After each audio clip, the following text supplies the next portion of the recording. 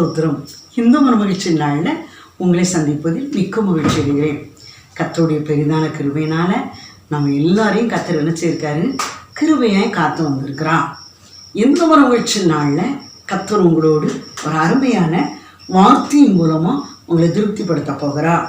யாக்கோபு எழுதின புஸ்தகத்தில் 4ஆம் அதிகாரம் 10ஆம் வசனம், கர்த்தருக்கு முன்பதாக தாழ்மைப்படுங்கள், அப்பொழுது அவர் உங்களை உயர்த்துவார்.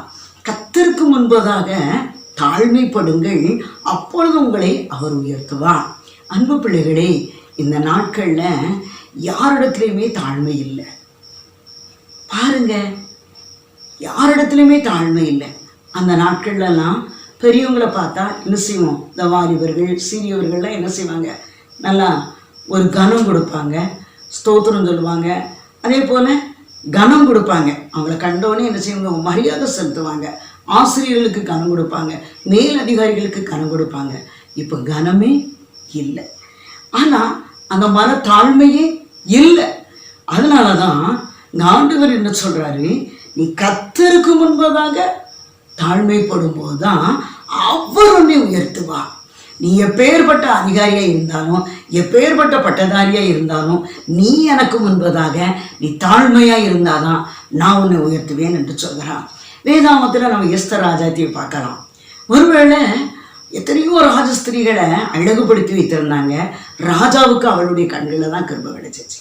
காரணம் அவள் தாழ்மை. அதே வேளையில் அந்த ராஜாவை சந்திக்க போகும்போது, அந்த கொல்முழு அந்த அரண்மனைக்கு கடந்து போகும்போது, அங்கேயும் அவன் ராஜகுமாரத்தை தான் டைரக்டாக போகலாம். ஆனால் அவன் என்ன செய்யறான், தாழ்மையோடு கடந்து போகிறான். அதனால தான் ராஜாவின் பொற்சொல்கள் ஈட்டப்பட்டது.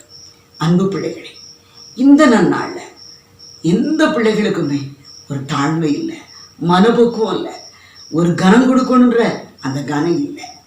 அதனால தான் உங்களை என்னையும் பார்த்து என்ன சொல்றான், நீ எனக்கு முன்பதாக தாழ்மைப்படு. மனுஷனுக்கு முன்பதாக அல்ல, மனுஷனுக்கு முன்பதாக அல்ல, கர்த்தருக்கு முன்பதாக நீ தாழ்மைப்படும் போதுதான் கர்த்தர் உன்னை உயர்த்துவார். எப்படி எஸ்தர் ராஜாத்தியை உயர்த்தினாரோ, அந்த யூத குலத்துக்கே ராணியா மாற்றினாரோ, அதே போல இந்த நிகழ்ச்சியை பார்த்து கொண்டு இருக்கிற வாலிப தங்கச்சியே, ஏற்ற துணை இல்லைன்னு கலங்குறியே, நான் படிச்சிருக்கிறேன், நான் இவ்வளோ மேன்மையா இருக்கிறேனே, எனக்கு இப்படி வேணும் அப்படி வேணும், நீ நோ, நீ ஆண்டவருக்கு முன்பதாக நீ தாழ்மைப்படும் போதுதான் உனக்கு வச்சிருக்கிற ராஜாவை கொண்டு வந்து, உனக்கு வச்சிருக்கிற பாத்திரத்தை கொண்டு வந்து ஒன்னை ஆசீர்வதிப்பார், ஒன்னை கனப்படுத்துவார். நான் டாக்டருக்கு படிச்சிருக்கேன், நான் இன்ஜினியருக்கு படிச்சிருக்கேன், நோ, அவர் எவரை மேன்மைப்படுத்த சுத்தமாக இருக்கிறோ அவர்களை மேன்மைப்படுத்துவார். நாம் ஆண்டவருக்கு முன்பதாக தாழ்மைப்படும் போது தான் நிச்சயமாக கர்த்தர் நம்மளை உயர்த்துவார். கலங்காதீர்கள், விசுவாசத்தோடு இருங்க. ஒரு அருமையான பெரிய படித்த ஒரு அருமையான சகோதரன், அப்போ அவருக்கு ஒரு பொறுப்பு கொடுத்துருந்துச்சு. யார் வந்தாலும் மேனேஜர்கிட்ட கூப்பிட்டு போகணும். ஆனால் அவர் பெரிய படிப்பாளி. ஆனால் அந்த வேலையில் கூட அவர் நான் படிச்சிருக்கிறேன்னு ஒரு பெருமை பாராட்டது. இப்படி அவர் தாழ்மையாக யார் வந்து அந்த மேனேஜரை பார்க்கணும்னு சொல்லி வந்தால் கூட அவரை சிரிச்ச முகமாக அழைச்சிட்டு போனாராம். அப்போ தான் மேனேஜர் பார்த்தாராம், எவ்வளோ ஒரு தாழ்மையாக இருக்காரு, நீனே இந்த பொறுப்பில் இருப்பா அப்படின்னு சொன்னாங்களாம். அன்பு பிள்ளைகளை, அத்தனை கோடிக்கு அதிபதியாக அவரை வச்சிருக்கிறான். நடந்த சம்பவம், இன்னைக்கு பிரபலமான அதிகாரியாக இருக்கிறான். அன்பு பிள்ளைகளே, இந்த நிகழ்ச்சியை பார்த்து கொண்டு இருக்கிற அன்பு மகனே மகளே, நீ யாராக இருந்தாலும் கர்த்தருக்கு முன்பதாக நீ தாழ்மைப்படும் போது தான் கர்த்தர் உன்னை உயர்த்துவான். ஜெபிப்போமா?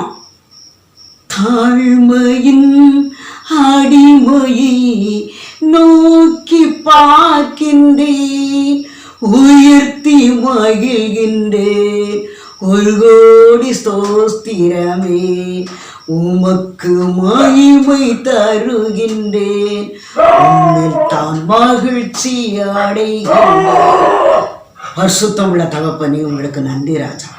இந்த நிகழ்ச்சியை பார்த்து கொண்டு இருக்கிற அன்பு மகளே மகனே, நீங்க யாராயிருந்தாலும், நீங்க பேரண்ட்ஸா இருக்கலாம், என் பிள்ளைக்கு காரியம் கைவிடலை என்று சொன்னாலும் நீங்களும் தாழ்மைப்படணும். உங்க பிள்ளைகளுக்காக நீங்க தாழ்மைப்படும் போதுதான் கர்த்தர் உயர்த்துவா.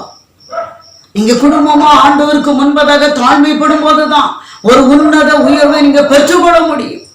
நீங்க இப்படி தாழ்மைப்படுங்க, நிச்சயமா கர்த்தர் உங்க வாழ்க்கையில ஒரு உன்னத உயர்வை தந்து உங்களை ஆசீர்வதிப்பார், எல்லாவற்றிலையும் மேன்மைப்படுத்துவார். பெரிய காரியங்களை செய்யுங்க, உங்க நாமம் மகிமைப்படட்டும். இயேசுவின் நாமத்தில் ஜெபிக்கிறோம் நல்ல பிதாவே. ஆமென். ஹல்லேலூயா. ஸ்தோத்திரம்.